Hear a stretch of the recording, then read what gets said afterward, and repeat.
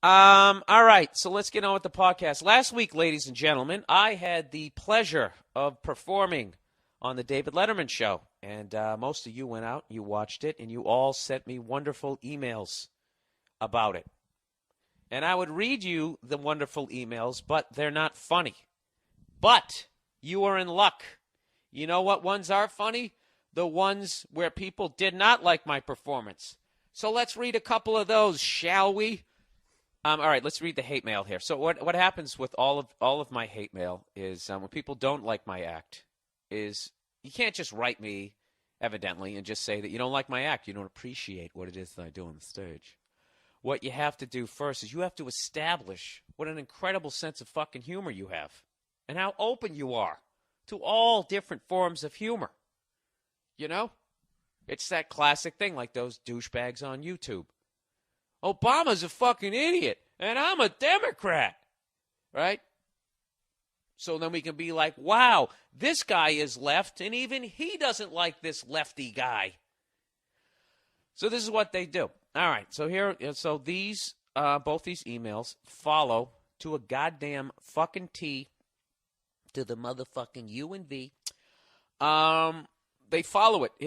They follow that pattern. Bill, just read the fucking thing. Okay, here we go. All right. Hi there. This is how this one starts. Starts off nice enough. Hi there. I've been a fan for a while. You seem to have a unique take on things. Look at this, huh? Pat me on the head. Let me sniff her hand, making me nice and fucking relaxed. I loved your bit about the muffins and the mass vehicular murder. So there you go. She just showed how her sense of humor spans the globe. Whether I'm attacking food or actually running over human beings on the sidewalk, she finds it all funny. Though, and here's the rub, as a stay-at-home mom, I now completely despise you. I did this bit about being a stay-at-home mom.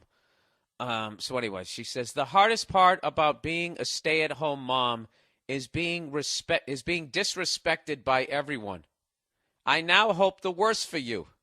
Despite what funny acts you may think up in the future, you are a jerk and deserve the worst that life has to offer.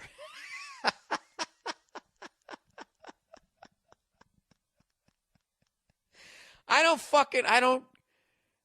don't understand. Like, this is the classic fucking person where everything is funny until it comes around to some shit in her life, and I make some fun of some shit that she's doing, being a stay-at-home mom, and now all of a sudden she goes from being a fan of mine to now I am a jerk and deserve the worst that life has to offer.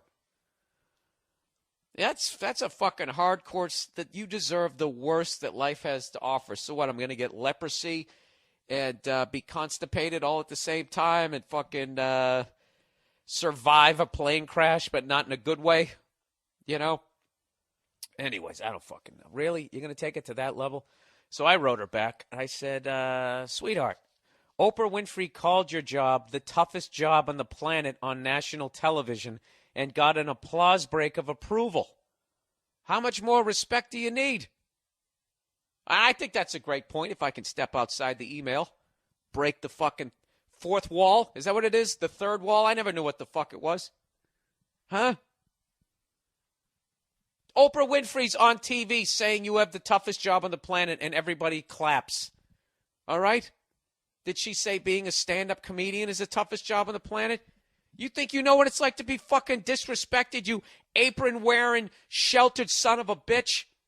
Huh? You want to talk about being disrespected? Look at fucking comedians. Anytime they show a comedian in a movie, is it a Chris Rock level comic? It never is. It's the fucking hack with the lampshade on his head going waka waka. Right? Didn't the fucking comedian get shot in his gut during Scarface?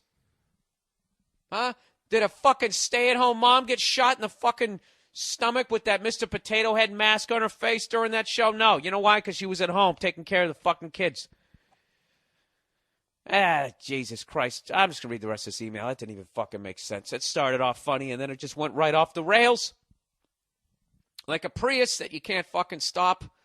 Anyways, she says, so I wrote, how much more respect do you need? And then I said, meanwhile, there are children working in sweatshops.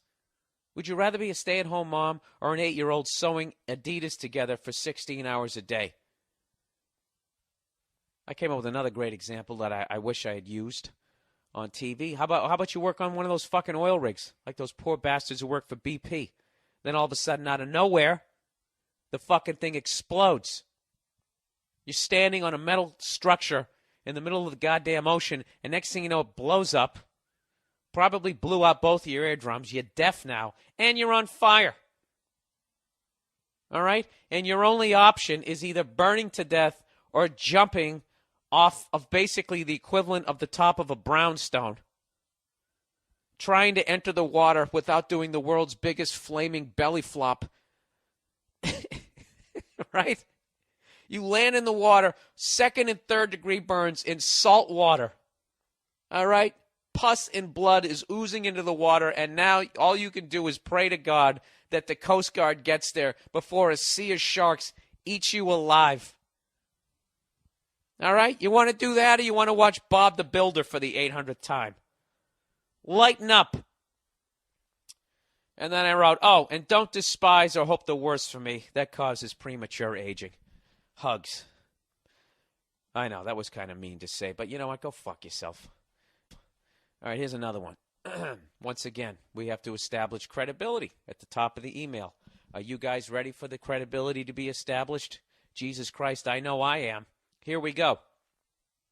Bill, I am never appalled or, capital letters, offended by comedy that I see and hear.